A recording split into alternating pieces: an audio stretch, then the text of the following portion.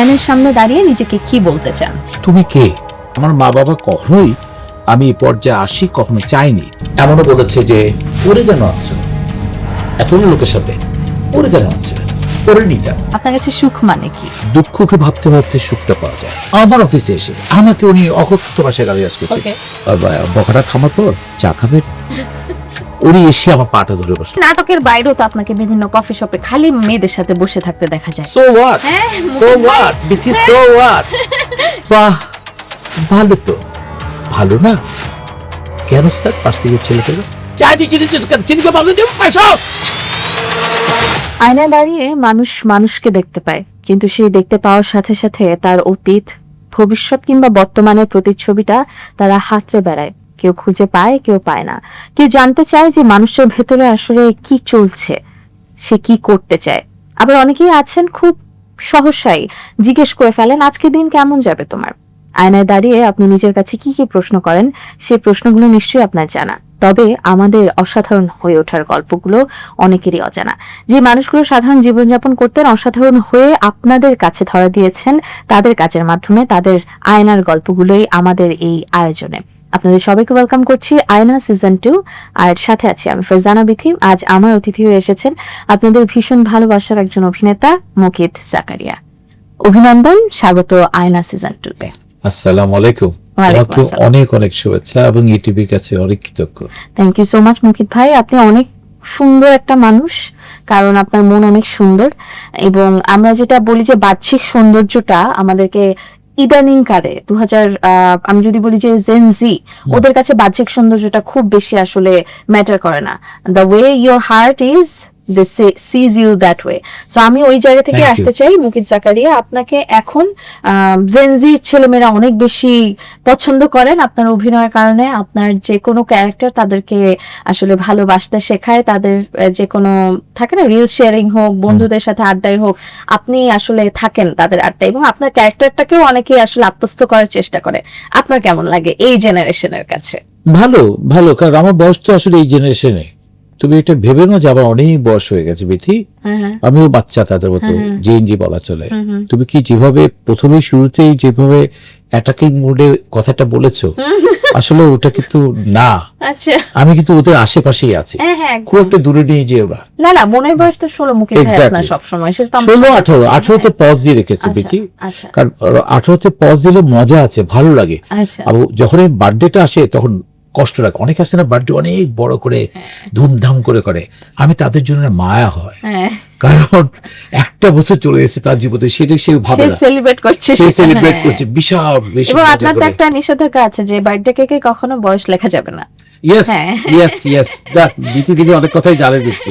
ভাবিকে এটা নিষেধ করা আছে, বাচ্চারা জানে। আবার এবং আশেপাশে যে আসলে বন্ধু বলো না বিতি, লজ্জা লাগছে তো, বলো না। সবাই বলে, সবাইকে বলা আছে যে হ্যাপি বার্থডে পর্যন্ত ঠিক আছে, কততম বার্থডে সেটা করার দরকার নাই। আমি বাঁচতে চাই না, বার্থডে ডেট লেখা যাবে না। আচ্ছা মুকিত ভাই, আপনার তো মেয়ে ভক্ত অনেক, নারী কুলে তো আপনার মানে চর্চা অনেক বেশি। প্রবলেম কোথায় বলো তো? তুমি মনে আজকে চকলেট সকালবেলা ব্রেকফাস্টের পরে খাওনি, সমস্যা হচ্ছে ওখানে। তুমি খেও, প্রতিদিন সকালবেলা একটু করে চকলেট খেলে মনটা ভালো লাগে। তুমি এত কটু কথা আমাকে বলছো। কটু কথা বলবো? আপনি যে উপস্থাপক হয়ে যাচ্ছেন এটা তো সহ্য হচ্ছে না। উপস্থাপক হয়ে গেছেন, এটা আমার সহ্য হচ্ছে না। ওই জায়গায় আসবো, তবে আমি নারী ভক্তের কাছেই থাকতে চাই যেখানে আসলে শুরু করলাম কথাটা। আপনার অনেক অনেক নারী ভক্ত এবং বিভিন্ন বয়সে, এমনও আছে জেন জি, জেন মিলেনিয়াল, আলফা থেকে শুরু করে আপনার বয়সী নারী ভক্ত অনেক আছে। আমার প্রশ্ন হলো, আমার না, জনগণের প্রশ্ন, আপনি কি করে নারী ভক্তদের সামলান? এত নারী ভক্ত সামলান কি করে? সত্যি কথা বলতে কি, আসলে honest is the best policy.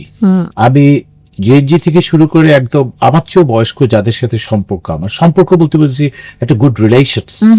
So এই ব্যাপারটাকে ওই যে বলেছি শুরুতে যে honest is the best policy, আমি তাদের সাথে যতটা পারে হনেস্ট হওয়ার জন্য আমি সত্য ভাবে নিজেকে প্লেস করেছি, সেটাই তারা একসেপ্ট করেছে। আমার ভিতরে বিন্দু মাত্র কোনো ভনিতা, কোনো আর্টিফিশিয়ালিটি, কোনো কিছু নেই। আমি মুকিত জাকারিয়া যা তা এই বয়স থেকে শুরু করে একদম আপার ক্লাস সবাইকে একই পোস্ট, একই জায়গায় রেখেছি এবং আপনার গ্রহণযোগ্যতাও তাই সবার কাছে সেম। এক্স্যাক্টলি, আমি চেষ্টা করেছি আমার পজিশনিংটা যেন ওই জায়গায় সেট হয়ে থাকে। আমি কখনো কারোর উপর কোনো বিরক্ত বা কোনো কিছু রাগ বিভাজন বা যাই কিছু বলো না কেন, কোনো কিছুর সাথে নিজেকে সম্পৃক্ত কিন্তু করি না। একটা শব্দ তো বাদ গেল মুকিত ভাই, আপনি তো অভিমানী আছেন। হ্যাঁ, আপনি কিন্তু অভিমানী অনেক। হ্যাঁ, অভিমানী করে আমি আসলে লস করে দিই। অনেকে বলে যে তুমি তো লস করছো, না, আমার লস নাই। কারণ আপনি রাগী নন, হ্যাঁ। কিন্তু আপনি অভিমান করেন কাছের মানুষদের সাথে। Right. টুকটাক অভিমান আপনার চলেই, কারণ চলে। আপনার বয়স তো 18। আচ্ছা মুকিত ভাই, আপনাকে মানে আপনার আত্মীয় স্বজনরা যারা আছেন তারা অনেক দমানোর চেষ্টা করেছেন একটা সময়। অনেক সময়। আর যেহেতু আপনি মুকিত জাকারিয়া হিসেবেই এখন বলছেন যে আপনি মানুষটা এরকম, তো তাদের সাথে তো আপনি এরকমই ছিলেন। কিন্তু 2008-এর আগ পর্যন্ত তারা আপনাকে সবসময় নিচু দেখানোর চেষ্টা করা, টেনে হেঁচড়ে নিচে নামানো। তারপর আপনি যখন 2008-এর পর স্টার্ট করলেন বিং মুকিত জাকারিয়া, তারপরে তাদের খুব একটা অ্যাপ্রিসিয়েশন আপনি পাননি। আমি তো এই গল্পটা দর্শকের জন্য তুলে ধরতে চাই আপনার কাছ থেকে। দেখি, আমি যেটা হচ্ছে যে কখনোই তাদের কাছ থেকে কোনো অ্যাপ্রিসিয়েশন পাইনি, আমার দরকারও নাই। আসলে এ পর্যন্ত যতটুকু এসেছি পুরোটা হচ্ছে উপরওয়ালার ওনার ব্লেসিং, আমার মা বাবার দোয়া ছিল। যদিও আমার মা বাবা কখনোই আমি এই পর্যায়ে আসি কখনো চাইনি। চেয়েছিল হয়তো, আমার বাবা যেহেতু ইঞ্জিনিয়ার ছিল, হয় আমি ইঞ্জিনিয়ার হই না ডাক্তার হই।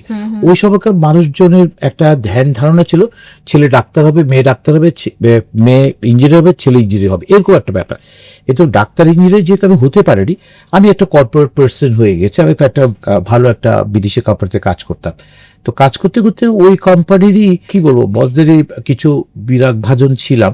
কেন ছিলাম জানি না, মানে আমি যেন ওই ডিপার্টমেন্টগুলোতে না যাই যেখানে নাটক নির্মাণ হচ্ছে, যেখানে বিজ্ঞাপন নির্মাণ হচ্ছে, সেসব ডিপার্টমেন্ট আমার যাওয়াটা নিষিদ্ধ ছিল। ইন্টারেস্টিং হচ্ছে পাশাপাশি আমার কোনো আত্মীয় স্বজনের সাথে মানে আমি যে এই যে মুকিত জাকারি হয়ে ওঠা বিন্দুমাত্র তাদের আনন্দ হয়নি, ছোঁয়া নাই। ছোঁয়া নাই। আনন্দ তো প্রশ্রয় আসে না। আচ্ছা, এখনো তো অনেক জায়গায় শুনি যে আমি মুকিত জাকারিয়ার অমুক সমুক আর কি। আচ্ছা, এখন তারা আবার একটু পার্ট নেয় না যে মুকিত জাকারিয়ার আত্মীয় আমি। আচ্ছা, টাইম চেঞ্জেস। এক্স্যাক্টলি, এটি স্বাভাবিক বলবো আমি। আবার এই যে স্বাভাবিক বলছি, আবার কিন্তু কষ্ট হচ্ছে, আচ্ছা, আমার রিয়েলি কষ্ট হচ্ছে। তো এই জায়গাটায় আসতে যে আমার ঘাত প্রতিঘাত কি পরিমাণ যে আমার উপর যে টর্চার হয়েছে, টর্চার মানে আমার বেড়ে ওঠাটা খুবই মানে অন্য 10টা ছেলেমেয়ের মতো না। বাবা সাব ডিভিশন ইঞ্জিনিয়ার ছিল, বাংলোতে থাকতাম, খুবই সুন্দর লাইফ ছিল। কিন্তু আমার বাংলোতে আমি ঠিকই ছিলাম, কিন্তু আমি না ভালো ছিলাম না। আমার খুবই খুবই কাছের এক ছোট মামা আমার বাসায় থাকতেন ম্যাক্সিমাম টাইমে, বছরকে বছর উনি আমাদের বাসায় থাকতেন। কিন্তু ওনার স্ট্রিক ছিল। আমার মাটা হচ্ছে পৃথিবীর সবচেয়ে সহজ সরল ভালো মানুষটা, সবচেয়ে সহজ সরল। মানে আমার ছোট মামা যা বলতেন, উনি যদি এখন তো বিকেল, উনি যদি বলে এখন রাত 3টা, হ্যাঁ এখন রাত 3টা। আচ্ছা, অন্ধ ভক্ত যেটা বলা হয়। আমাকে উনি কিন্তু আজকে ইটিভিতে আবার হয়তো দাড়ি টুপি জুব্বা পরে হয়তো কথা বলার কথা ছিল। মানে উনি চেয়েছেন আমি যেন মাদ্রাসায় পড়ি। আচ্ছা, এবং ওনার চেষ্টাটা ওনার মানে মানে অনেক বছর ধরে লেগেছে। এবং প্রতি সকালবেলায় ওনার কথার কারণে আমার হয়তো গায়ে ঝাঁটা পড়ছে, হয়তো থাপ্পড় চট থাপ্পড় পড়ছে। এটা এক ধরনের বাজে টর্চার আমার উপর। এবং আপনার এখনকার অবস্থানটা আমি বলবো যে টোটালি স্ট্রাগল তো সবার লাইফেই থাকে মুকিত ভাই। মানে আমার স্ট্রাগলটা কিন্তু আমার স্ট্রাগলটা কিন্তু অনেক হার্ড ছিল। আপনার এখনকার সময়টা হলো প্রাউড প্লাস ইমোশনাল। আপনি ইমোশনাল হন তাদের কথা ভেবে যে তারা আপনাকে সেই পুশটা বা সেই হেল্পটা বা সাপোর্টটা করেননি, আবার আপনি প্রাউডও হন যে আপনি একা একা এত দূরে এসেছেন। আমি একটু জানতে চাই মুকিত ভাই, আপনি মাল্টিন্যাশনাল কোম্পানির কথা বলছিলেন কর্পোরেটে, সেখানে কি এমন কখনো হয়েছে মানে আমরা একটা জায়গা থেকে জানতে পেরেছি যে কোনো একটা ফটোশুটে আপনার বস হয়তো বা আপনি বসতে চাচ্ছিলেন, আপনাকে ওখান থেকে উঠিয়ে দিয়ে বলেছে যে এই ফটোশুট বা এই ছবিতে তুমি থাকবে না, সেখান থেকে আপনার অনেক জেদ হয়েছিল। আমি একটু ওই ঘটনাটা আপনার কাছ থেকে একটু ডিটেইলস জানতে চাই, কি হয়েছিল আসলে? কোম্পানিটার নাম নাই বলি।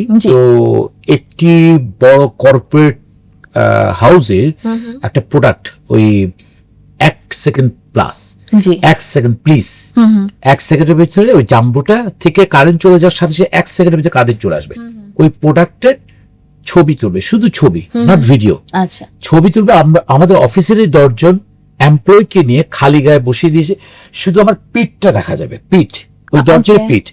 তো পিছন থেকে শুধু যখন অ্যাপোলো ভাই 1 2 3 বলবে, 1 বলার সাথে সাথে আমার এমডি সাহেব এসে হঠাৎ কাউকে না আমাকে, হেই ওয়াই ইউ হিয়ার, ওকে করো, চিৎকার করে বললো। আমি বললাম ইয়েস কোথাও নিচে যাও, নিচে ফ্লোরে গিয়ে তোমার ডেস্কের কাজগুলো করো, কোথাও। সাথে সাথে আমার মতো একটা সিনিয়র এক্সিকিউটিভের জুনিয়র, ওই সময় আমি জুনিয়র এক্সিকিউটিভ ছিলাম, জুনিয়র এক্সিকিউটিভ শার্টটা কোনায় ছিল, শার্টটা নিলাম, 4 তলা থেকে সিঁড়িটা দেওয়ালটা ধরে ধরে খুব কষ্ট চলে নামছে, আর আমার মতো একটা পার্সনের তখন কিন্তু টল করে পানিগুলো পড়ছে, এবং দোতলা পর্যন্ত আস্তে আস্তে শুধু আল্লাহর কাছে পণ করেছিলাম, আল্লাহ তুমি আর যাই কিছু করে ভুতুম মার্কা চেহারা দিয়ে শুধু একটা স্ক্রিনে একটা টিভিসি জুড়ে তুমি আমাকে করতে পারো, মানে একটা শুধু, আর কিচ্ছু না, আমার যে কোনো একটা অংশ দেখাও, তাও আমি খুশি হব। তা আল্লাহ আমাকে তোমাদের দোয়ায় আমি প্রায় 95 রিসেন্ট আমি মাস্ক কোলার একটা বিজ্ঞাপন করেছি, তো আমি মজা করে বলি যে আর 6টি টিনেজ গার্লফ্রেন্ড হলো আমার এক্সট্রা টিভিসি।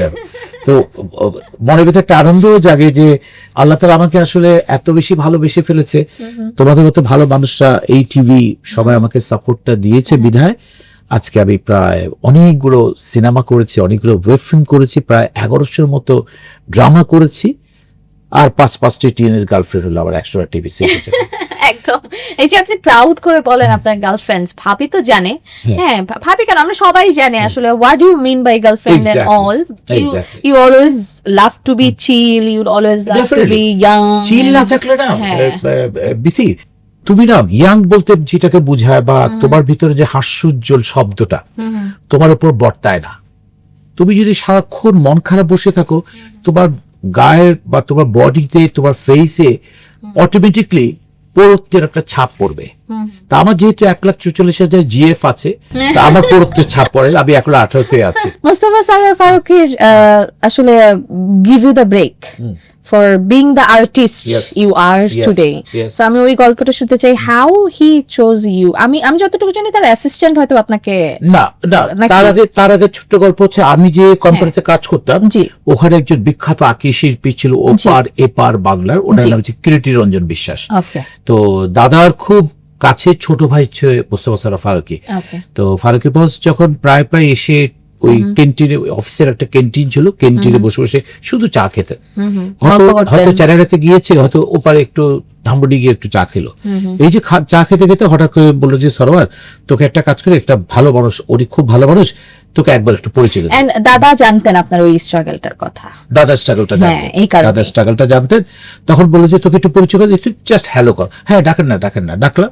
তা আমি তখন কোকের একটা মিটিং ছিল, একটা স্যুট, শীতের সময় একটা স্যুট পরা ছিল, তো উনি আসলে যথারীতি উনি যে, ওরা তখন কিন্তু বেশ চুল, এখানে পকেট, এখানে পকেট, এর পাশে বেশ কয়েকজন নাম করা শিল্পকলা, এই পাশে অনেক বড় বড় যারা বিখ্যাত এখন রয়েছে, কারো নাম ধরে দেখার, এরাও দাঁড়িয়ে আছে পারে একটা বোতল নিয়ে। তারা দেখলো শুধু একটা ইশারা দিল, একজনকে ইশারাটা দিল, ওই ইশারাটা হচ্ছে ছবি একটা তুলে রেখে দাও। তারপর এই ছবিটা চলে যায় সরফ আহমেদ জীবনের হাতে। জীবন একটা গল্প রেখেছে, প্রায় 28-29 মাস পর্যন্ত একটা পাত্র খুঁজছে, এই পাত্রটা লাগবেই। তখন জীবনে সে আমাকে একদিন অফিসে ঢুকলো, তারপর দিনও আর এক জায়গায় মিটিং ছিল, হ্যাঁ, জীবন এসে আমাকে, এই আপনি স্মাগলার, আপনি ডাফার, আপনি অমুক, অনেক বাজে বাজে গালিগালাজ করছে, এবং এত গালিগালাজ করছে ওই রিসেপশনে, মানে আপনার অফিসে এসে, আমার অফিসে এসে আমাকে উনি অকথ্য ভাষায় গালিগালাজ করছে। দিতে দিতে আমি রিসেপশনের পাশেই বোর্ডরুমটা ছিল, আমি কোনো মতো ওনাকে আস্তে আস্তে ধরে ধরে বোর্ডরুমে ঢুকালাম। বোর্ডরুমের গ্লাসটা বন্ধ করে এসিটা ছাড়ার সাথে দেখলাম উনি তেলে বেগুলো জ্বলে উঠলো। আমি গালি দিচ্ছি, তখনও জীবনের এই চুল, এই পকেট টকেট একদম দাড়ি টাড়ি। তারপরে আমি অনেকক্ষণ চুপ করে দাঁড়িয়ে আছি, এভাবে দাঁড়িয়ে ওরা বকাটা থামার পর কয়েক সেকেন্ড পর, চা খাবেন? উনি এসে আমার পাটা ধরে বসলো, বস আই এম সরি, কারণ আমার যে নাটকটা হবে, নাটকের নাম হচ্ছে শাড়ি, সেখানে একটা টেম্পার ডাউন করার একটা পার্সন লাগবে। তো সেই কারণে সেই নাটকটা করলাম, পরীক্ষা করলো, পরীক্ষা করে রাতে, এখন উনি, ওনার যে ওয়াইফ শিলু আপা, তার গার্লফ্রেন্ড ছিল উনি, তো ওই তাকে নিয়ে এসে আমার কিছু কাপড় চোপড় নিয়ে যায়। ওরা সকাল 9টা, সেদিন তারপর দিন ছিল শুক্রবার, সকাল 9টায় উনি আমাকে একটা গাড়ি করে নিয়ে গেল মহাখালীর ওই সাইডে। তারপর সেখানে আমি শুটিং করলাম টানা 3 দিন। শুটিং করার 3 কি 4 মাস পরে উনি বললো যে অমুক টেলিভিশন দেখেন তো, চেনেন কিনা। তা আমি কিছুক্ষণ পরে টেলিভিশন দেখে তারপর তো জয়া, তারপর অনেকে ফোন করে মজা মজা করে বললো যে তোমার সাথে আমি অভিনয় করতে চাই, দ্বিজেন দেবলা। কিন্তু সে যে অভিনয় করেছে, এরকম যে লাইট আছে, এরকম যে ক্যামেরা আছে, এটা আমার জানা ছিল না। আমাকে তো ওই অফিস আমাকে কখনো ওই ডিপার্টমেন্টে ঢুকতেই দিত না। কিভাবে নাটকগুলো হচ্ছে, কিভাবে বিজ্ঞাপনগুলো হচ্ছে, এটা আমি জানি না। তো যাই হোক, সেখান থেকে আমার লাইফের একটা পার্ট চেঞ্জ হয়ে যায়। And that was the U-turn. Exactly. And next তার 12 দিন পরে ফারুকি ভাই ডাকে মিস কল মফিজ, আমি হাবিব ভাবনা আমরা সবাই মিস কল মফিজের প্রথম বিজ্ঞাপনটা করলাম। আচ্ছা, আমরা মিস কল মুভিজ নামে তো আপনাকে বহুত বছর আসলে চিনলাম। একটা মানুষ থাকে না যে কেউ গান গাইলো, তার একটা গান মানে অনেক গান গাওয়ার পরে একটা গান হিট হলো। আপনি এত এত ক্যারেক্টার করেছেন, অনেকগুলো ক্যারেক্টারের নাম আসলেও আপনার এখন পর্যন্ত মিস কল মুভিজ ক্যারেক্টারটা মানে একটা টিভিসির ক্যারেক্টার কিভাবে এত বেশি জনপ্রিয় হয় সেটা মানে আপনি কখনো কল্পনা করেছিলেন কিনা? কারণ নাটকের ক্যারেক্টার আমরা দেখেছি যে অমুক নাটকের এই নামটা বা তমুক নাটকের এই নামটা, কিন্তু একটা টিভিসি বধুর ক্যান্টিনের পাশ দিয়ে চলে যাচ্ছিল রিক্সা নিয়ে, হঠাৎ করে দেখলো বেশ কিছু পাশে হচ্ছে রোকেয়া হল, রোকেয়া হলের পাশ দিয়ে সবাই বসেছিল, হাঁটছিল, দাঁড়িয়েছিল। হঠাৎ করে একটা মেয়ে চিৎকার, এই মফিজ ভাই, মফিজ ভাই, মফিজ ভাই। আমি প্রথমে বুঝিনি কাকে দিলে, একটু সামনে গিয়ে দেখি আরেকটা মেয়ে আমাকে, এই মফিজ ভাই আসসালামু আলাইকুম, কেমন আছেন, দাঁড়ান না কথা আছে। আমি আর বুঝিনি, আমি স্ট্রেট চলে গেছি। পরে আমি রিকল করতে, ও আচ্ছা মফিজ ভাই তো মিস করবো অফিস। হ্যাঁ হ্যাঁ, আপনি একটু আমাদেরকে ছোট্ট করে ডায়লগটা বলবেন নাকি, মনে করে দিবেন নাকি? না, ওরকম ডায়লগ ছিল না, ডায়লগটা অনেকগুলোতে ছিল, আমি শুধু মিস কল দিয়ে ওই ওখানে কোনো ডায়লগ ওরকম ছিল না, সবাই মিস কল দিচ্ছে। ডায়লগ ছিল চাই তো চিনি জিস করে। বাহ, ভালো তো, ভালো না কেন স্যার? পাশ থেকে ছেলেটা বলে চাই তো চিনি জিস করে, চিনিকে ভালো দেবো পয়সাস। ও গলা ভেঙে যায়। মুকিত ভাই, আপনি যে অন স্পট পারফর্মার, আপনাকে যে ক্যারেক্টার যেভাবে বলা হয় আপনি সেই ক্যারেক্টারই করেন। কিন্তু আমরা নাটকে একটু যেতে চাই টিভিসি থেকে, এবং এত এত নাটক করেছেন, এত এত ক্যারেক্টার করেছেন, ওগুলোতে না যে এখন রিসেন্টলি যেই নাটকটা, এটা আমাদেরই গল্প। আপনার ক্যারেক্টার নিয়ে অনেক আলাপ আলোচনা হয়, সমালোচনা কিন্তু হয় না অনেক বেশি। না না, সমালোচনা হয় না। আমি সমালোচনা কিরকম তোমাকে বলি, জি ভাইয়ারা আপনারা মাইন্ড করে না, হয়তো এই অনুষ্ঠানের মাধ্যমে বহুত পুরুষরা দেখছে, বাইরে যারা দর্শক দেখছে, আমি ক্ষমা চেয়ে দিচ্ছি, আগে ক্ষমা চেয়ে দিচ্ছি, প্রচুর পুরুষ আমাকে গালিগালাজ করছে। শুধু মেয়েরা আবার 1,44,000 বিতি শুরুতে বলেছে 1,44,000 ইমিডিয়েট হতে 1.5 লাখ হয়ে যাবে। আমি আশা করছি সেটা 2 লাখ হয়ে যেতে পারে। তার মূল কারণ হচ্ছে মহিলারা আমার উপর ভীষণ প্লেসড। তার কারণ হচ্ছে এইটা আমাদের গল্পতে আমার যে ক্যারেক্টারটা প্লে করেছি, প্রচুর মহিলা মনে মনে ভীষণ খুশি হয়েছে। এবং আজ অব্দি আমি ওই ইয়েগুলো দেখি, তো মাঝে মাঝে আসলে কমেন্টসগুলো দেখি, কমেন্টসের ম্যাক্সিমাম হচ্ছে 99% পুরুষ আমাকে গালি দিচ্ছে। এবং গালি দেওয়ার কারণ হচ্ছে কেন আমি বলতে কেন আমি মহিলাকে সব কথা বলেছি, ও একটু প্রেম করুক না, তোমার সমস্যা কি, এই শালার বেটা, আরো অনেক বাজে বাজে গালি আছে, এগুলো বলতে পারবো না। আমি তো পরকীয়ার, হ্যাঁ আপনি তো দিলেন না করতে পরকীয়াটা। পরকীয়াটা করার জন্য না, সত্যি কথা বলতে আমি কিন্তু যে কাজটা করেছি, মালিক পক্ষ আমাকে রিকোয়েস্ট করেছে চোখ কান খোলা রাখতে। একটি জায়গায় ডায়লগ ছিল মালিকের যে, এই মেয়ে আমার চোখ কয়টা? ম্যাডাম 2টো। নো, আমার চোখ 3টা, আর একটা চোখ হচ্ছে আমি। তো এই চোখটা কি করে যে অ্যাবনর্মাল কোনো কিছু দেখলে ফাহাদ দুবাইতে 20 কোটি টাকা পাঠিয়ে দিচ্ছে কারো পারমিশন ছাড়া, আমরা কেউ জানি না, চেয়ারম্যান সাহেবের পারমিশন ছাড়া ফাহাদ যে পাঠিয়ে দিচ্ছে, এটা হচ্ছে বড় অন্যায়, এটা কারাপশন, এটা কারাপ্টেড, এটা একটা কারাপ্টেড পার্সন। সেখানটায় নীলা যে কাজগুলো করছে, সেই কাজটা কতটা গ্রহণযোগ্যতা রাখে সেটা হচ্ছে যে সে অফিসের ভিতরেও সে এক ধরনের অ্যাবনর্মাল ক্যারেক্টার করছে। তা আমাকে সেই কারণে মালিক বলেছে এগুলো দেখলেও তুমি আমাকে জানাবা। তা আমি শুধু জানাচ্ছি, আমি কিন্তু একবারও বলি নি মালিককে যে আমাকে কিন্তু 5 কোটি টাকা দিবেন, ফাহাদের সিটটা আমাকে দিবেন, আমার কিন্তু কোনো চাহিদা ছিল না, সরি। তো আমি ক্ষমা চেয়ে দিচ্ছি, কোনো পুরুষ ভাই আমার উপর রাগ করবেন না, অনেক গালিগালাজ করেছে, হয়েছে তো, নাটক তো এটা, প্লিজ থামেন না। আচ্ছা, নাটকের বাইরেও তো আপনাকে বিভিন্ন কফি শপে খালি মেয়েদের সাথে বসে থাকতে দেখা যায়। So what, so what, this is so what. কেন এটা কেন বলেন? কেন আমি বসতে আসবে? ওরা কি মানুষ না? মেয়ে জাতি কি মানুষ না? আপনার নামে কমপ্লেন আছে, আপনি ছেলেদের সাথে কফি খান না, খালি মেয়েদের সাথে কফি। এক্সকিউজ মি, এটা তো বললাম বা কেউ হয়তো বলেছে, প্রশ্নটা সেখানে না। প্রশ্ন হচ্ছে যে ছেলেরা বসে না, তোমাদের চোখে হয়তো পড়ে, যে টাইমে হয়তো থাকি সেই টাইমে হয়তো 7-8টা মেয়ে থাকে। শুনো, একটা কথা বড় রেখো বিথি, মেয়েদের আলসার হয় না, কেন হয় না জানো? কেন হয় না? তারা কারা গড়গড় করে বমির মুখ করে সব কথা বলে দেয়, আচ্ছা। ছেলেদের আলসার হয়। তাহলে একটা মেয়ের সাথে যদি আমি মিসবিহেভ করতাম, একটা মেয়ের সাথে যদি আমার একটা খারাপ সম্পর্ক হতো, সে কিন্তু আরো 10টা মেয়েকে বলবে কথাটা। তা আমার কাছে ঝাঁকে ঝাঁকে মেয়েরা বসে, এটা কি ব্যাড? না না, আপনি you are the consultant Mukit ভাই, it's okay, be in a positive. আপনি ওই দিক তাকিয়ে লাভ নাই, এখন আমার দিকে তাকান। This is really too much. আচ্ছা। God must be crazy. God must be crazy. ওকে মুকিত ভাই, আমরা একটু দুঃখ বিলাস করি আপনার Sure. সাথে, চলেন, কারণ সবসময় তো অনুষ্ঠানে হাসি ঠাট্টা হয়। প্রত্যেকটা মানুষের জীবনে তো আসলে কষ্ট আছে, মানুষের একাকিত্ব আছে। আপনাকে যত যার সাথে দেখা যাক না কেন, আপনি যত মানুষ নিয়ে থাকেন না কেন, আপনারও তো নিশ্চয়ই একাকিত্ব আছে, আপনারও তো নিশ্চয়ই কষ্ট আছে।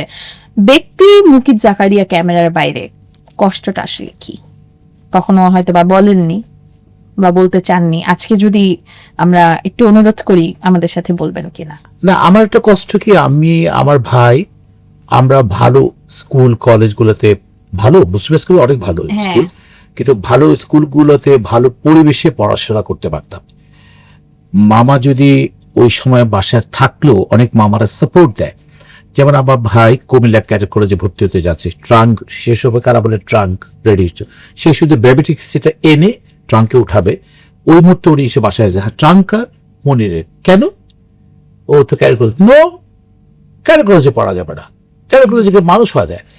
ওনাকে তো করেছে, আমাকে তো প্রতিনিয়ত মাদ্রাসায় জেল, কুমিরা জেল স্কুলে দেওয়া থেকে শুরু করে এই যে ফ্যামিলিতে এই জাতীয় মানুষগুলো খুব ডিস্টার্ব, এবং আমার যে দুঃখ কষ্ট, আর 10টা ছেলেমেয়ের মতো কিন্তু আমিও বাইরে পড়াশোনা করতে যেতে পারতাম।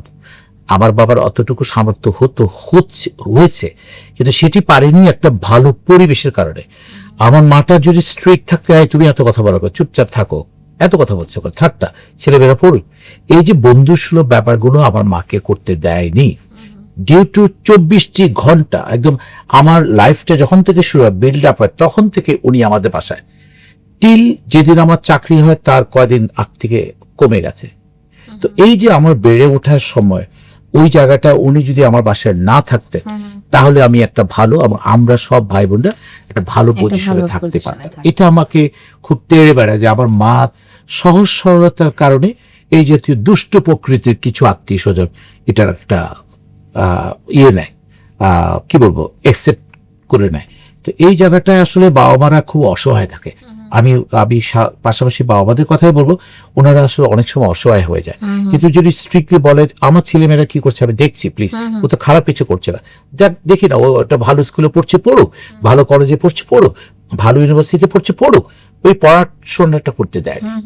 এই জায়গাটায় আমি বলবো যে আমার একটা সবথেকে বেশি কষ্ট, দুঃখ আছে। আচ্ছা, রাঙামাটির বেড়ে ওঠা, বাবা তুমি তো আপনি ভীষণ দুষ্ট প্রকৃতির ছিলেন, দুষ্ট মানে দুরন্তপনা ছিল অনেক বেশি। যতই মামা দমিয়ে রাখার চেষ্টা করত, ওই মাদ্রাসায় ঢোকার আগে একটা দুষ্টামি করা, মাদ্রাসা থেকে বের হয়ে একটা দুষ্টামি করা, অনেক সময় যেতেন না। হ্যাঁ, এটা নিয়ে মার খাচ্ছেন সেটা সমস্যা নাই, কিন্তু দুষ্টামি আপনার থাকতোই। সো ওই বয়সে একটা কি বিধি, আমার যখন গ্রোন আপ ওই বয়সে যে কোনো, এবং দেশের রাষ্ট্রপতিও দুষ্টমি করেছে কিনা পারে, সবার তো একটা বয়স থাকে, হ্যাঁ, দুরন্তপনা যেটা, এটা থাকবেই। এটা কিনা মানে চমৎকার ক্যামেরা ভাই বোনরা আছে, এনারাও কিন্তু দুষ্টমিটা করেছে, এনারা এখনো দুষ্ট না, ওনারা এখনো দুষ্ট, ওরা খুব ভালো। তো এই যে দুষ্ট যে ব্যাপারটা, যে একটা ছেলে যখন ক্লাস 1 থেকে পড়ে বা কেজি 1-এ যখন পড়ে, তার একটা দুরন্তপনা থাকবে। আমার এই দুরন্তপনাটাকে উনি কোনো মতে অ্যাকসেপ্ট করতে। আচ্ছা আচ্ছা, এটা হলো আপনার মামার ছোট মামার কথা। আচ্ছা মুকিত ভাই, আপনার যদি বলি যে এপার ওপারেও কিন্তু কাজ করার সুযোগ হয়েছে, সেই গল্পটা যদি আপনি আমাদের সাথে। এপার ওপারের কাজের জন্য যখন আমি গিয়েছিলাম, ওপারের একটু ঝামেলা ছিল বলে আমি আর ওপারে কাজটা করতে পারিনি। আবু হায়াত মাহমুদের লাস্ট ইয়েটাও ভিসার প্রিন্সের জটিলতা, আমার সমস্ত পাসপোর্টের সবকিছু জমা ছিল, কিন্তু এই যে লাস্ট অনেক দিন ধরে ভিসা দিচ্ছে না, এই জটিলতার কারণে আমাকেও প্রিন্স করা হয়নি। আচ্ছা, তো কষ্ট তো লাগে নিশ্চয়ই, যে দেশের রাজনৈতিক পরিস্থিতির কারণে যে এত পরিবর্তন আসলো, কিংবা আপনাদের জীবনেও কিছুটা পরিবর্তন আসলো, কেমনটা কতটুকু পড়েন ভেতরে? অবশ্যই একটা ভালো ছবি যখন দেখি যে হয়ে গেছে, ওই ক্যারেক্টারটা হয়তো আমার করার কথা ছিল, কিন্তু যিনি করেছে ভালো করেছে, কিন্তু আমি করলে আমার কাছে ভালো লাগতো, আমার কাছে আমার আচ্ছা কাছে। আচ্ছা মুকিত ভাই, যে কোনো জায়গায় যে কোনো ইন্ডাস্ট্রিতে, সেটা কর্পোরেট হোক, সেটা মিডিয়া হোক, সেটা বাসায় হোক, পলিটিক্স নামের একটা আছে। ক্ষুদ্র ইনসেক্ট আছে, কিন্তু আছে। আছে। সব আপনার জায়গায়। আপনার যে জায়গাটা, আপনার যে ক্যারেক্টার গুলো, সেখানেও কিন্তু হয়তোবা আপনি 2008 এর প্রচুর। পর থেকে হয়তোবা ওরকম কম্পিটিশন পাননি, পেয়েছি। কিন্তু ওই সময়টার পেয়েছি। কথা বলছি, ওই একদম শুরুর সময় দিকে। পাইনি, হ্যাঁ। হ্যাঁ, কিন্তু আস্তে আস্তে তো আপনাকে দেখে অনেকেই এসেছেন। রাইট। তারপর আপনার ক্যারেক্টার গুলো যখন আপনি ফুটিয়ে তুলতে চেষ্টা করেছেন, তখন সেই ক্যারেক্টার গুলো করার জন্য মানুষের ইন্টারেস্ট এসেছে, যেটা আগে ছিল না। সো এটার ক্রেডিট অবশ্যই আমি আপনাকে দিব, কিন্তু তারপরে যে আপনি এত এত পলিটিক্সের শিকার হয়েছেন, সেটা কিন্তু কখনো বলেন না আমরা অন ক্যামেরায়, অফ ক্যামেরায় কখনোই আপনাকে বলতে শুনি না, কারণ আপনি খুব চার্মিং একটা মানুষ, হাসি খুশি থাকতে পছন্দ করেন। আমি একটু আপনার কাছ থেকে একটু পলিটিক্সের গল্পগুলো শুনতে চাই, যে কতবার জীবনে আসলে পলিটিক্সের শিকার হলেন, বা যেটা আসলে সবসময় মনে থাকার মতো, যে এই জিনিসটা এমনও তো অনেকবার হয়েছে যে হয়তোবা কল টাইম দেয়া, আপনি যাবেন, তার আগের দিন আপনাকে বলেছে যে না। হ্যাঁ, লাস্টের শব্দটা বলি, কল টাইম আমার ছিল সকাল 9টায়, আমাকে এমনও আছে ভোর 4:30 একটা ভয়েস মেসেজ পাঠিয়ে দিয়েছে, আজকে আপনার শুটিংটা হবে না। আচ্ছা। এমনও আছে যে আমি স্ক্রিপ্টটা পড়ছি, পড়ার পর দেখলাম যে আমার প্রায় 17টা ডায়লগ আছে একটা সিকোয়েন্সে। 17টা ডায়লগের পর আমি যখন উপরে গেলাম, আমি নাম বলবো না সেই ভদ্রলোকের, আমি দেখলাম আমার মাত্র একটা ডায়লগ। ওকে। তারপরে সিকোয়েন্সে কোনো থাপ্পড় চট থাপ্পড় নাই, দেখলাম যে কিছুক্ষণ পর চট থাপ্পড় চলে আসে। স্ক্রিপ্ট কিন্তু যখন আমি 9 দিন আগে পাই, কোথাও কিন্তু আমার বডিতে হিট দেওয়ার কিছু নাই। ওকে। আসার পর দেখলাম আমার গায়ে চট থাপ্পড় থাকবে। এরপরে আমি চট থাপ্পড়টা বহুত কষ্ট কাটিয়েছি, ওরাকে বললাম যে এটা আমি দিব না। তারপরে কারণ এটা ডিমান্ড করে না, আমাকে আমি আগেরটা খুলে হোয়াটসঅ্যাপে দেখালাম, মনে হয়েছে। এই সিনে হোয়াটসঅ্যাপে দেখালাম কোথায় আছে এই ডায়লগুলো। এটা তো আছে, পাশাপাশি আমি যখন ডায়লগ দিচ্ছি, আমি নাম বলতে চাচ্ছি না সেই শিল্পীর, শিল্পীকে যায় না আমার কাছে, ওরাকে শিল্পী বলা হবে না। ওরা হঠাৎ করে এই লাইট বদলে গেছে, লাইট বদলে গেছে। আরে লাইট বদলে গেছে মানে আমাকে ডায়লগটা দিতে দেন না ভাই। যখনই তার চেয়ে একটু ভালো অ্যাক্টিং করছি, উনি হঠাৎ করে লাইট বন্ধ হয়ে যাচ্ছে, এই হচ্ছে সে হচ্ছে। তো আমি চুপচাপ শুধু মাথা নিচু করে কোনো মতে আমার শর্টটা দিয়ে বেরিয়ে আসলাম। ডিরেক্টরকে বললাম হোয়াট ইজ দিস। এই করতে করতে করতে একটা সিরিয়ালে একটা পর্যায়ে, আমি নাম বলবো না ভদ্রলোকের, আমি ওনাকে বাধ্য হয়ে বললাম ডিরেক্টর সাহেব, উনি খুবই পোলাইট, খুবই জেন্টেল ভদ্রলোক, আমি বললাম যে আমি আপনার এটা লং রানে আর যেতে পারছি না। কেন? উনি কেন উত্তরটা ওনাকে বলো, অমুক দিন এই সিনে, অমুক দিন এই সিনে, অমুক দিন ধরে ধরে বলেছি, এরা এই কাজটা করেছে। আপনার জ্ঞাতার্থে শুধু এতটুকু বলবো, এরপরে আমার কি আর কন্টিনিউ থাকার দরকার আছে কিনা। তখন উনি বললো যে আপনার তো আরো 22 দিন কাজ করার কথা, আমি এটা একদিনে শেষ করে দেবো। কথাটা গল্পটা ঘুরিয়ে 22 দিন আর কাজ করতে পারেনি। চ্যানেল থেকে ওনাকে ফোন করে বলেছে মুখী জায়গায় না, এটা আর কন্টিনিউ করা দরকার নাই। তো এরকম অহরহ ঘটনা 1100 ড্রামার ভিতরে অনেকবার ঘটেছে। অনেকে আবার ক্ষমাও চেয়েছে, অনেকে এমনও বলেছে যে ওরে কেন আছো এতগুলো লোকের সামনে, ওরে কেন আছো, করে নিতাম, এই একটা ওরে দিছো কেন। তো যারা আমাকে অবজ্ঞা করেছে, যারা আমাকে কি বলবো ব্যাড লুকে তাকিয়েছে, তাদের প্রতি রেসপেক্ট। তারা কতটুকু আজকে জনগণের সাধুবাদ বা কাছে যেতে পেরেছি, তাদের এইসব হুঙ্কার এবং তাদের এসব অনাকাঙ্ক্ষিত ঘটনাগুলো আমাকে আসলে তেড়ে বেড়ায়। আমি আরেকটু অ্যাড করতে চাই মুকিত ভাই, আপনার ক্যারেক্টার আসলে অনেকে আপনার সহশিল্পী যারা আছেন, পাশাপাশি আপনার সাথে যারা ডিরেক্টর কাজ করেছেন, তারা আপনার ফ্যান অনেকেই, তাদের মধ্যেও তাদের সাথে কয়েকজনের সাথে কথা বলার সৌভাগ্য হয়েছিল। আয়না সিজন 2 করব, আপনি আসবেন, তো তার আগে আপনার সম্পর্কে একটু জানা উচিত। তো বসলাম তাদের সঙ্গে, কয়েকজন আমাকে বললেন যে আপনি আসলে চরিত্রে অভিনয় করেন না, চরিত্রকে ফুটিয়ে তোলার কাজ করেন। যেহেতু আপনার ব্যাকগ্রাউন্ড অভিনয় না, থিয়েটারের না, কিন্তু আপনি খুব ভালো একটা বলবো যে ইনস্টিটিউশন পেয়েছেন, দ্যাট ইজ মুস্তাফা সরোয়ার ফারুকী। হ্যাঁ, সো শেখার জায়গাটা আপনার বৃহত্তম, এবং আপনার ইচ্ছে অনেক, প্রবল ইচ্ছে, আপনি এখনো ইচ্ছে পোষণ করেন, ডিরেক্টরের সাথে বসতে চান, রিহার্সেল করতে চান, যেটা এখনো হয়তো বা সময় হয় না, কিন্তু আপনি বলেন আচ্ছা আমরা একদিন একটু বসি, এটা আপনার ডিরেক্টর আমাদের বলেছেন। আমি একটু জানতে চাই এটা আপনাকে কেমন লাগে যখন আপনার ফেলো কলিগস অথবা ডিরেক্টরস বলে যে উনি চরিত্রে অভিনয় করেন না, চরিত্রকে ফুটিয়ে তোলেন? এটা হচ্ছে আমার সার্থকতা। কারণ হচ্ছে যদি তখনই কোনো ডিরেক্টর বলে যে উনি চরিত্রটা ফুটিয়ে তোলে, আমি আসলে আজ পর্যন্ত অনেকে আছে না যে অমুক আমার আইডল, অমুক ওনাকে ফলো করে দিয়েছে, আমি আমাকে ফলো করি। এবং বিতে তুমি আমাকে হয়তো চট থাপ্পড় দিতে পারো, তার কারণ হচ্ছে প্যান্ডামিকের সময় আমাকে বহু ভালো ডিরেক্টরস, মুকিত ভাই এই সময় আছে, এই ছবিটা দেখুন না। অনেকে বিভিন্ন সময় বলেছে যে আমি এই প্যান্ডামিকের সময় 200 ছবি দেখেছি, 400 ছবি দেখেছি। আমি ক্ষমা চেয়ে দিচ্ছি, কাউকে ইয়ে করে বলছি না। প্যান্ডামিকের সময় আমি কারো নাটকও দেখিনি, আমার নিজেরই নাটক দেখিনি, এবং আমি কোনো ছবি দেখি না। আমি অস্ট্রেলিয়া গেলাম শুটিং করতে, শাহরুখ খানের কোনো একটা ছবি ছিল, আমার এক ভাবি প্রায় 46 কিলো দূরে গিয়ে একটা সিনেমা হলে নিয়ে গেছে। আমার না হল থেকে 10 মিনিট পর বেরিয়ে গেছে, অথচ অনেক এক্সপেন্সিভ টিকিটটা। তো ওনারা খুব অবাক হয়ে, কি রে ভাই, তোমার জন্য আসলাম, তুমি ছবি দেখলে না। ছবি আমাকে টানে এসে, এটা আমাকে মেরে মানা করছে এটা না বলতে। তো আমি না আমার নিজের, কারণ আমাকে মনে হয় যে আমি প্রতিনিয়ত আমাকে ভাঙবো, আমি ভাঙার জন্য আমি এই ক্যারেক্টারটা এইভাবে করব, তো সো দ্যাট আমি বাস্ট হতে চাই না। কাউকে দেখেন না খুব একটা বেশি, কাউকে ইয়ে করেন না। আমি কারোর নামই বলবো না, কারণ আমি আমাকে নিয়ে চিন্তা করে, আমাকে আমি প্রতিনিয়ত কিভাবে ভাঙা যায় সেটা ট্রাই করে যাই। মুকিত ভাই, আপনি আমাকে কিছু প্রশ্ন করতে চেয়েছিলেন। মিথি, তুমি উপস্থাপিকা না হলে কি হতে? আমি উপস্থাপিকা না হলে কি হতাম? আমি সবসময় ছোটবেলা থেকে হাউস ওয়াইফ হতে চেতাম। হাউস ওয়াইফ তো হয়েছো, হোম মেকার হয়েছো। হোম মেকার হয়েছি। হোম মেকারের পরে তোমার মানে লাক্সারিয়াস হাউস ওয়াইফ থাকে না, যে দুবাই ব্লিং টাইপের, যে আমার অনেক হাজবেন্ড। তোমার জন্ম কি দুবাইতে? না, বাংলাদেশ। বাংলাদেশে? তুমি বাংলাদেশে কোথায় জন্ম তোমার? আমার বাংলাদেশে ঢাকায় জন্ম। হ্যাঁ, ঢাকায় জন্ম। তো ঢাকাটা ঠিকই আছে। হ্যাঁ ঠিক আছে। তুমি দুবাই চলে যেতে তোমার হাজবেন্ডকে, তোমার হাজবেন্ড তো খুবই ভালো মানুষ। ওকে, খুব শীঘ্রই কি যাচ্ছ? না। আচ্ছা, যাওয়ার আগে তুমি যদি একটা কাজ করো তাহলে খুব খুশি হবো। আচ্ছা, আমি জানি এই টিভির সমস্ত দর্শক থেকে, প্রডিউসার থেকে শুরু করে সবাই যারা মুখে বসে আছে, ছলানের তোমার মুখে শুরু আগে অসাধারণ একটা রবীন্দ্রসঙ্গীত শুনেছি। সেই রবীন্দ্রসঙ্গীতের ছলান একটু শুরু করো প্লিজ।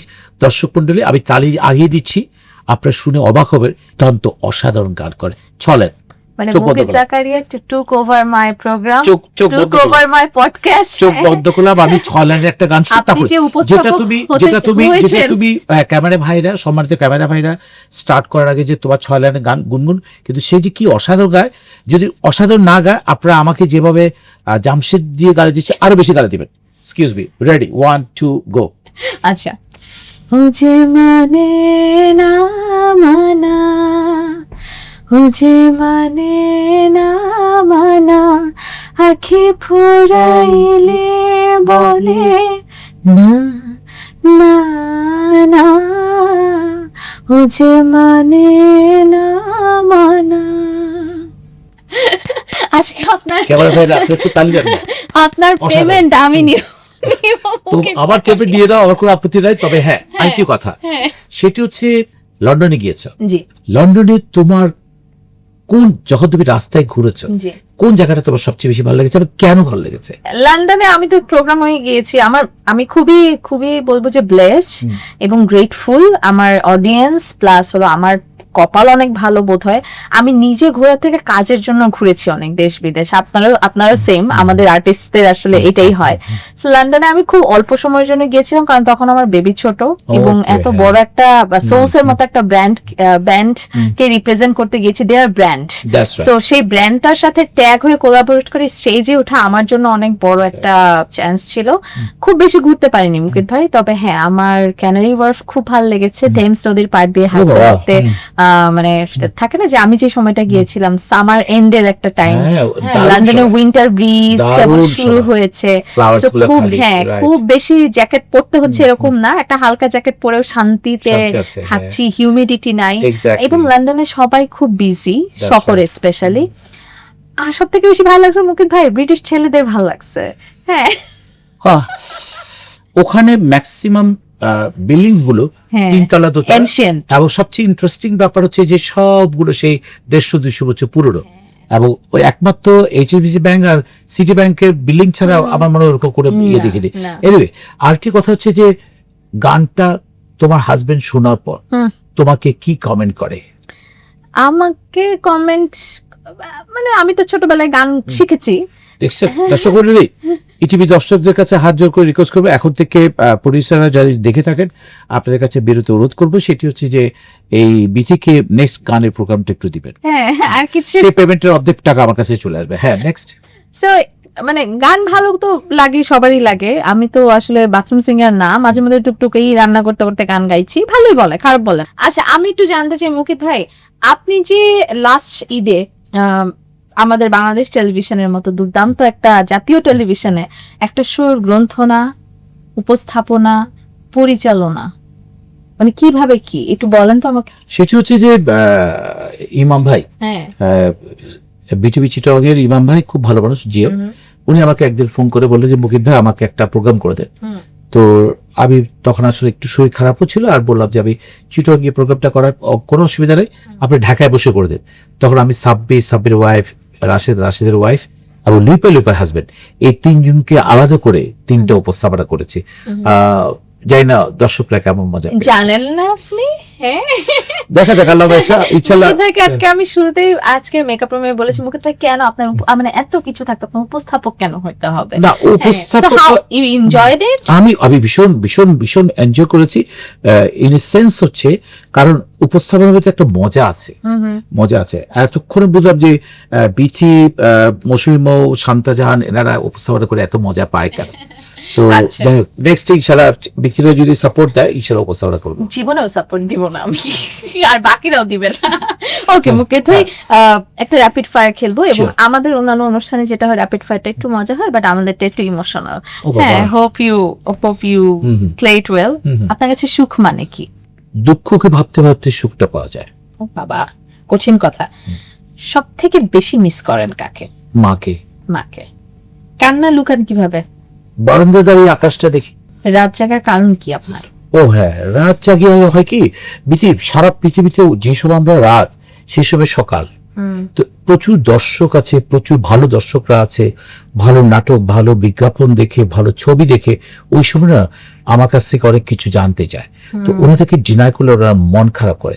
কানাডা, আমেরিকার ম্যাক্সিমাম হচ্ছে উল্টো, আমাদের যখন রাত ওদের তখন সকাল হয়, তখন তারা ওই নাটকের অংশবিশেষটা দেখে ওই নাটকের সম্পর্কে একটু বলেন। সো এই কারণে কিছুটা রাত জাগতে হয়। আর রাত জেগে যেটা করি সেটা হচ্ছে স্ক্রিপ্ট পড়ি। বাসায় বেশ কিছু স্ক্রিপ্ট পড়ে থাকে, সামনে যে নাটকগুলো করবো তখন আমি স্ক্রিপ্টটা পড়ি, বা সামনে যে ছবিটা করবো ছবি স্ক্রিপ্টটা পড়ি। আচ্ছা, আমি ভালো নেই এই কথাটা আপনার কবে মনে হয়েছে শেষ? আমি ভালো নেই আসলে আমার কাছে মনে হয়েছে যেদিন আমার গ্রোড আপ টাইম, মানে আমার যখন স্কুলে পড়ি তখন থেকে, যেদিন থেকে আমার ছোট মামাটা ডিস্টার্ব করা শুরু করেছে, সেদিন থেকে আমার এই জিনিসটা গেঁথে আছে। আসলে এটা প্রতিনিয়ত ট্রমার মতো যাচ্ছে আমার এখনো, যে উনি যেদিন থেকে আমাকে ডিস্টার্ব করছে, হেট করছে, তখন মনে হলো যে আসলে আমি ভালো নেই। আপনার জীবনে সব থেকে সুন্দর শব্দ কোনটা, যেটা বললে আপনি খুশি হয়ে যান? টাকা বাদে।